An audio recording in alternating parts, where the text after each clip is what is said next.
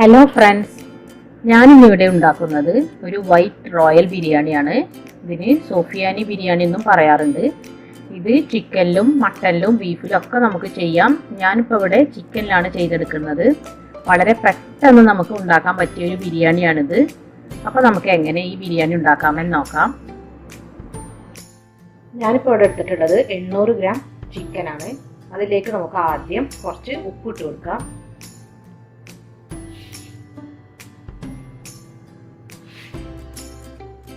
പിന്നെ ഒരു 3 table spoon തൈര്,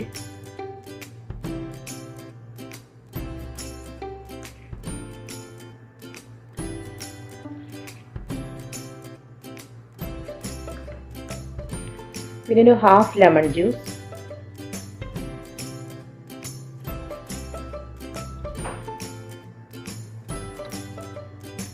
പിന്നെ വേണ്ടത് 1 ടേബിൾ സ്പൂൺ വീതം ഇഞ്ചി, വെളുത്തുള്ളി, പച്ചമുളക് ചതച്ചെടുത്തത്, 2 ടേബിൾ സ്പൂൺ വെജിറ്റബിൾ ഓയിൽ,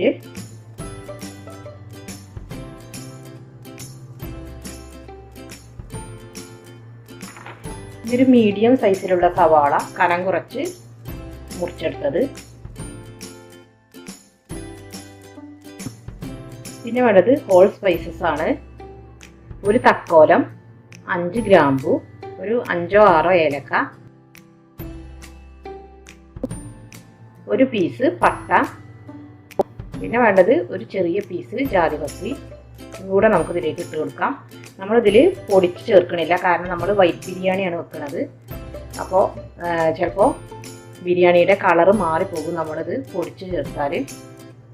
ഇനി വേണ്ടത് ഒരു 1/4 കപ്പ് വീതം മല്ലിയില, പുതിനയില. ഇതിൻ്റെ ഫ്ലേവർ ഇഷ്ടമില്ലാത്തവർക്ക് വേണമെങ്കിൽ ഇതിൻ്റെ അളവ് കുറച്ച് കൊടുക്കാം.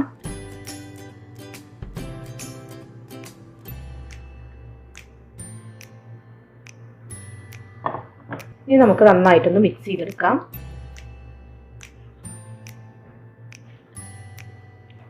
ഞാൻ നന്നായി മിക്സ് ചെയ്തെടുത്തിട്ടുണ്ട്.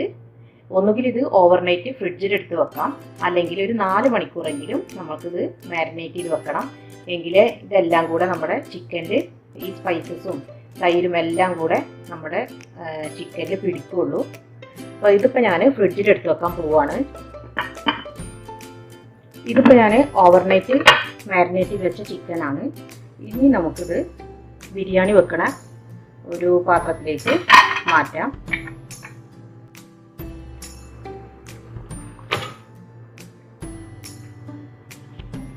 ഇനി നമുക്കിത് മൂടി വെച്ചതിന് ശേഷം ഒരു 3/4 ഭാഗത്തോളം കുക്ക് ചെയ്തെടുക്കണം.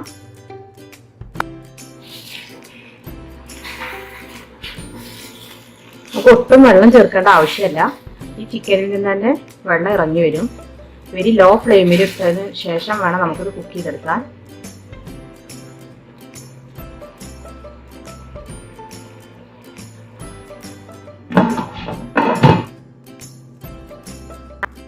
നമ്മുടെ ചിക്കൻ ഒരു 3/4 ഭാഗത്തോളം കുക്കായി വരുമ്പോഴേക്കും നമുക്ക് അരി ഒന്ന് വേവിച്ചെടുക്കണം. ഞാനിപ്പോൾ ഇവിടെ 2.5 കപ്പ് അരിയാണ് എടുത്തിട്ടുള്ളത്. അരി ഞാൻ തിളപ്പിച്ച് ഊറ്റിയെടുക്കുകയാണ് ചെയ്യുന്നത്. അപ്പോൾ അതിന് വേണ്ടിയിട്ട് കുറച്ച് കൂടുതൽ വെള്ളം എടുക്കുക. ഇനി ഈ വെള്ളത്തിലേക്ക് നമുക്ക് ആവശ്യത്തിന് ഉപ്പ് ഇട്ട് കൊടുക്കാം.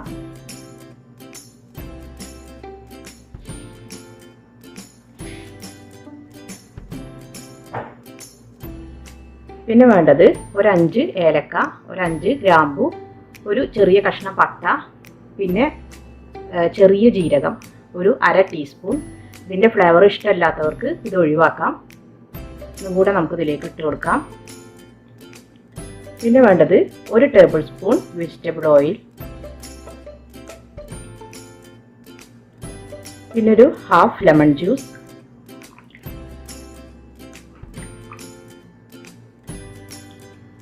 ഇത് നന്നായിട്ടൊന്ന് തിളച്ച് വരണം. തീ നന്നായിട്ട് കൂട്ടി കൊടുക്കുക. അപ്പോൾ നന്നായിട്ട് തിളച്ച് വരുന്നുണ്ട്. നമുക്കിതിലേക്ക് കഴുകി ഊറ്റി വെച്ചിട്ടുള്ള അരി ഇട്ട് കൊടുക്കാം.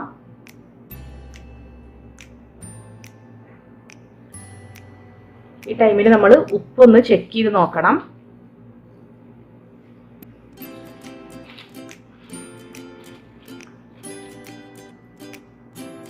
വെള്ളത്തിൽ അല്പം നമ്മൾ തിളപ്പിച്ച് ഊറ്റിയെടുക്കുമ്പോൾ വെള്ളത്തിൽ അല്പം ഉപ്പ് മുന്നിട്ട് നിൽക്കണം. എങ്കിലേ കറക്റ്റായിട്ടുള്ള ഉപ്പ് നമ്മുടെ വേവിച്ചെടുക്കുന്ന ചോറിലുണ്ടാവുള്ളൂ. അപ്പോൾ അത് പ്രത്യേകം ശ്രദ്ധിക്കണം. ഇനി നമുക്കിതൊരു 3/4 ഭാഗത്തോളം വേവിച്ചെടുക്കാം. ബാക്കി നമ്മൾ ദമ്മിലിട്ടിട്ടാണ് നമ്മൾ വേവിക്കുന്നത്.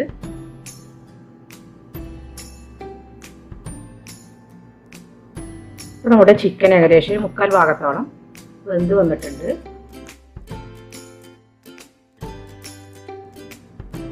ഇതൊരു 2 ടേബിൾ സ്പൂൺ ഫ്രഷ് ക്രീമിൽ ഒരു 8 സോക്ക് ചെയ്തെടുത്ത ബദാം അരച്ചെടുത്തതാണ്. നമുക്കിതിലേക്ക് ചേർത്ത് കൊടുക്കാം.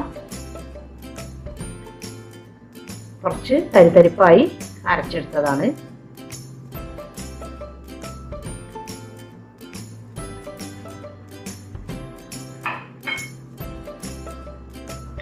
പിന്നെ കുറച്ച് കാഷ്യൂ നട്ട്,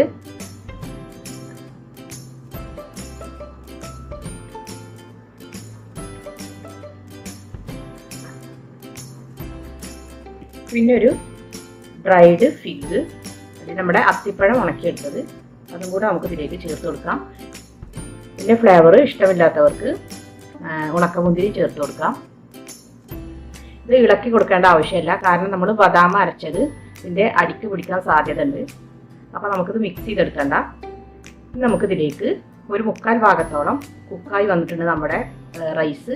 അത് നമുക്കിതിലേക്ക് നേരെ തന്നെ ഇതിലേക്ക് ഇട്ട് കൊടുക്കണം. നന്നായിട്ട് വെള്ളം ഊറ്റി കളയാതെ വേണം ഇതിലേക്ക് നമുക്ക് ചോറ് ഇട്ട് കൊടുക്കാൻ. ഞാൻ സ്റ്റൗവിൽ നിന്ന് നേരിട്ട് തന്നെയാണ് നമ്മുടെ റൈസ് ഇതിലേക്ക് ഇട്ട് കൊടുക്കുന്നത്. അധികം വെള്ളം വാർത്തെടുക്കുന്നില്ല.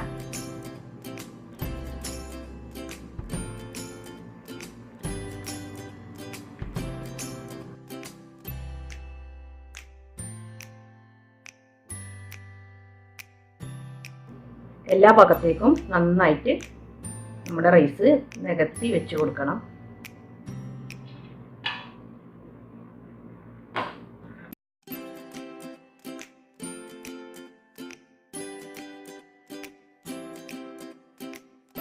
ഇനി നമുക്കിതിലേക്ക് 1.5 ടേബിൾ സ്പൂൺ നെയ്യ് ഒന്ന് ചേർത്ത് കൊടുക്കാം.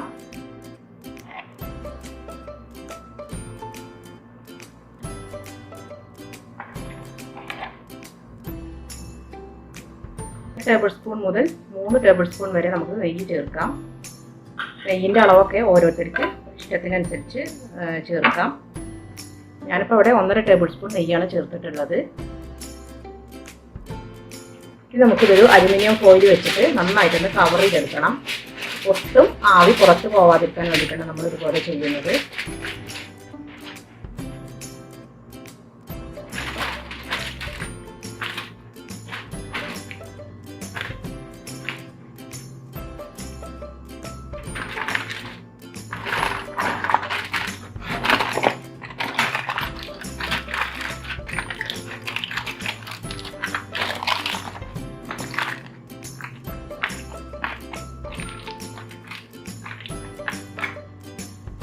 ഒരു പഴയ ദോശച്ചട്ടിയോ അല്ലെങ്കിൽ ഒരു ഫ്രൈ പാനോ നമുക്ക് വെച്ച് കൊടുക്കാം. ഇതിൻ്റെ മുകളിലായിട്ട് നമുക്ക് ദം ചെയ്യേണ്ട ബിരിയാണിയുടെ പോട്ട് നമുക്ക് ഇതിൻ്റെ മുകളിലായിട്ടൊന്ന് വെച്ച് കൊടുക്കാം. നേരിട്ട് ഹീറ്റ് വരാണ്ടിരിക്കാൻ വേണ്ടിയിട്ടാണ് നമ്മൾ ഇതുപോലെ ചെയ്യുന്നത്. ഇങ്ങനെ ചെയ്തെടുക്കുമ്പോൾ നമുക്ക് ബിരിയാണി ഒട്ടും അടിക്ക് പിടിക്കില്ല. അപ്പോൾ ഇത് ഏകദേശം ലോ ഫ്ലെയിമിൽ ഒരു 20 മുതൽ 25 മിനിറ്റ് വരെ നമുക്ക് ദം ചെയ്തെടുക്കാം. അപ്പോഴേക്കും നമ്മുടെ ചിക്കനും ചോറൊക്കെ നന്നായിട്ട് കുക്കായിട്ടുണ്ടാവും. അപ്പോൾ നമുക്ക് ഒരു 20 മുതൽ 25 മിനിറ്റ് വരെ നമുക്ക് വെയിറ്റ് ചെയ്യാം. നമ്മുടെ വൈറ്റ് ബിരിയാണി ഇവിടെ ഇപ്പോൾ റെഡി ആയിട്ടുണ്ട്. നമുക്ക് നന്നായിട്ടൊന്ന് മിക്സ് ചെയ്തെടുക്കാം.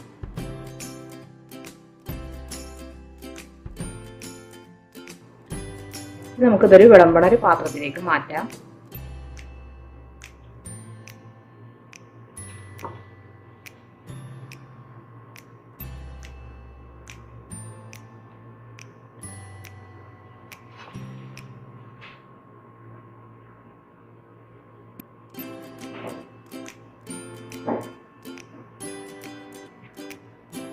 അപ്പോൾ നമ്മുടെ വൈറ്റ് ബിരിയാണി അല്ലെങ്കിൽ സോഫിയാനി ബിരിയാണി ഇവിടെ റെഡി ആയിട്ടുണ്ട്. കുറച്ച് റിച്ച് ആയിട്ടുള്ള ബിരിയാണിയാണിത്. കാരണം നമ്മൾ ഇതിൽ ബദാമും ഫ്രഷ് ക്രീമൊക്കെ ചേർക്കുന്നുണ്ട്. തലേ ദിവസം ചിക്കൻ മാരിനേറ്റ് ചെയ്ത് വെച്ചാൽ പിറ്റേ ദിവസം നമുക്ക് വളരെ പെട്ടെന്ന് തയ്യാറാക്കി എടുക്കാൻ പറ്റുന്ന ബിരിയാണിയാണിത്. വളരെ ടേസ്റ്റിയാണ്. ഇതിൻ്റെ ചിക്കനൊക്കെ വളരെ സോഫ്റ്റ് ആയിരിക്കും. അപ്പോൾ ഇത് എല്ലാവരും ഇതൊന്ന് ട്രൈ ചെയ്ത് നോക്കണം. എൻ്റെ ചാനൽ ഇഷ്ടമായാൽ എല്ലാവരും സബ്സ്ക്രൈബ് ചെയ്യണം, ഷെയർ ചെയ്യണം, ലൈക്ക് ചെയ്യണം. ഇനി അടുത്ത നല്ല റെസിപ്പിയുമായി വരുന്നത് വരെ താങ്ക് യു.